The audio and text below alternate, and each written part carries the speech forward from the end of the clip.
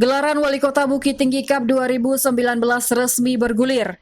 Event yang melibatkan 8 tim sepak bola se-Kota Bukit Tinggi ini dibuka langsung oleh Wali Kota Bukit Tinggi, Ramlan Nur Matias di Stadion Ateh Ngarai Minggu 1 Desember 2019. Didampingi Ketua Askot PSSI Doli Ivone Dato Intan Sampono dan Ketua Pelaksana Muhammad Teguh, Wali Kota Bukit Tinggi Ramlan Nur Matias melakukan tendangan kick-off pertanda Wali Kota Bukit Tinggi Cup 2019 resmi dimulai. Dalam sambutannya, Ramlan mengajak seluruh pemain peserta Wali Kota Cup untuk bermain dengan sebaik-baiknya penuh dengan sportivitas.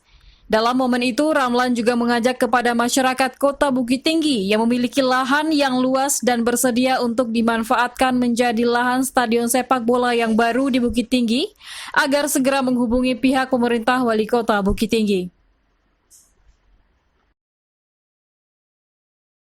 Kalian kepada anak kami, tunjukkanlah sportivitas berolahraga, ya kan?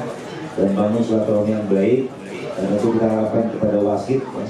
Kita tidak ingin dan kami ingin juga menonton yang baik. Tentu pertandingan ini wasit akan mengendalikan. Nah, dari itu tujuan kita mencari bibit, bukan mencari hal yang lain. Dan juga barangkali Bapak sekalian, kami pemerintah punya rencana. Jadi sampai sekarang belum dapat. Kalau ada dari Bapak Ibu sekalian punya tanah 2 hektar. 2 hektar, kita akan membuat lapangan bola yang baru, ya kan? Karena lapangannya akan kita jadikan,